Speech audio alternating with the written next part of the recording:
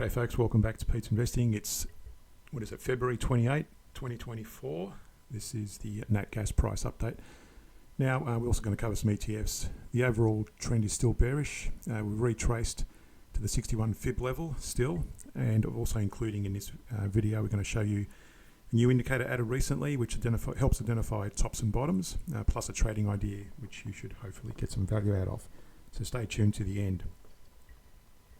Now first, just a quick update on the news. Despite a brief rally, US natural gas prices are falling due to a combination of factors: mild weather, high inventory levels, Freeport LNG shutdown, El Nino weather, and geopolitical tensions. The short-term outlook remains bearish due to these factors, although changes in export trends and international demand might introduce some fluctuations.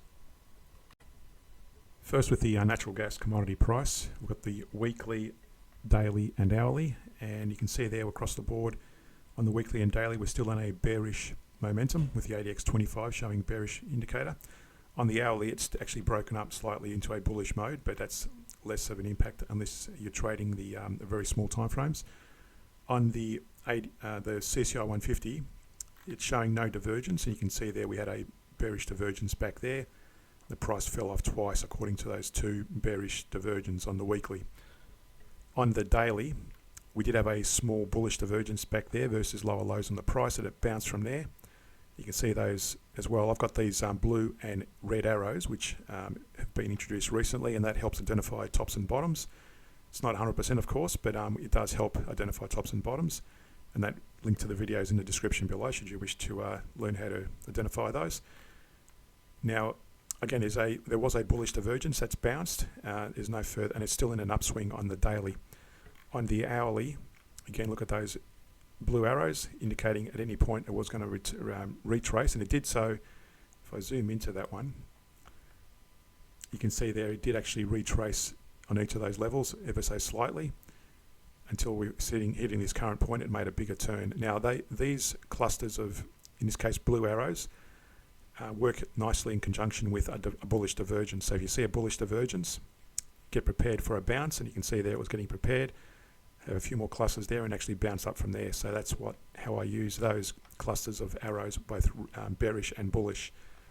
At the moment, we're stuck in this range, and I've got a couple of red and blue arrows. You can see there they pointed to the downside and upside, and the CCI has showing no divergence at the moment on the commodity price.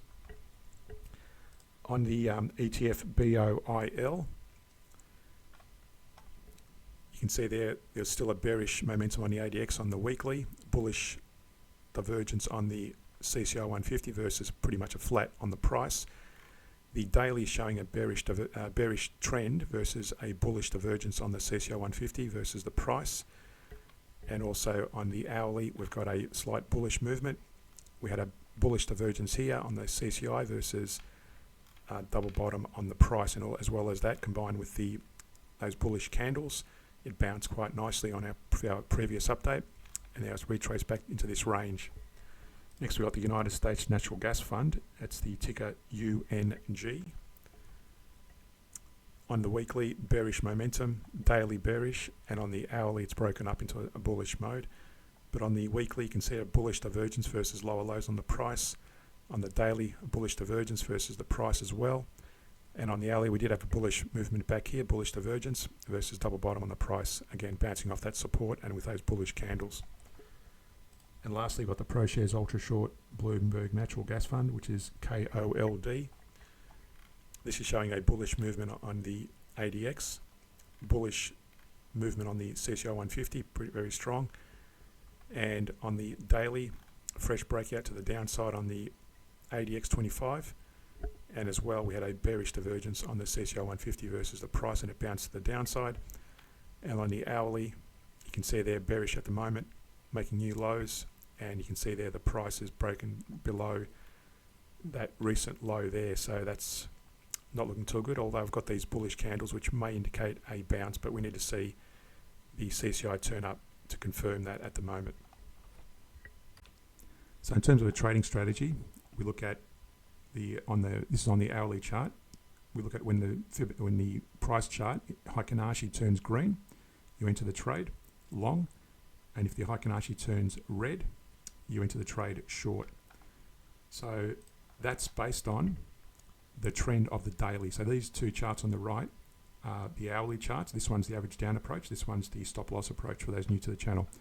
So we only trade when the Heikin-Ashi turns green, where on the daily, when the daily is broken up past those moving averages on that band.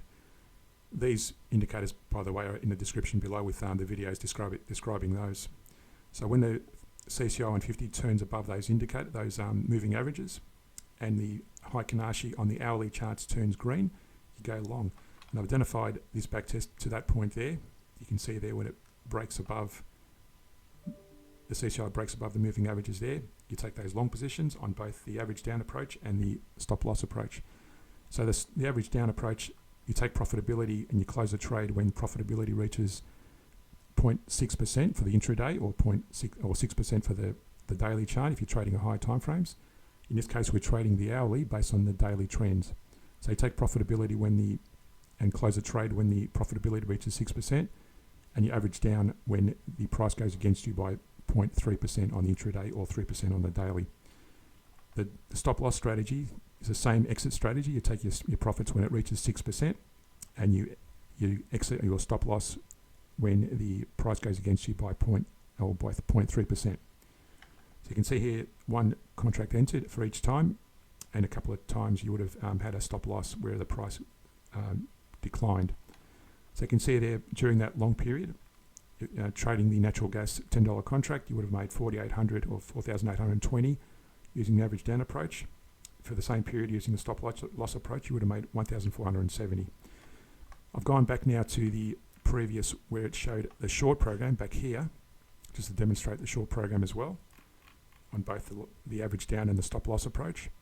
So where the CCI breaks below the moving averages on the daily, enter short when the Heikin-Ashis turn red. You can see there those trades would have been made up until that point, where the CCI 150 breaks above the moving averages at that point there.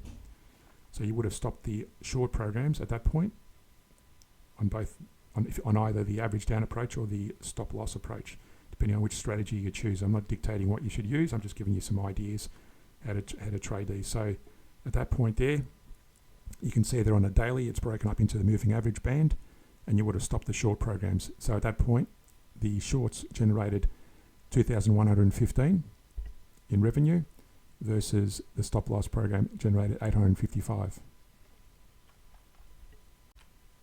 So stay tuned to the very end of the video. This is the first slide. I've got two slides. The first slide is the average down rules. So you can pause the video and read that in your own leisure.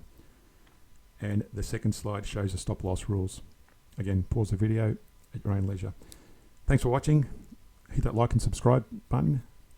Hit that notification bell, and we'll see you in a future video.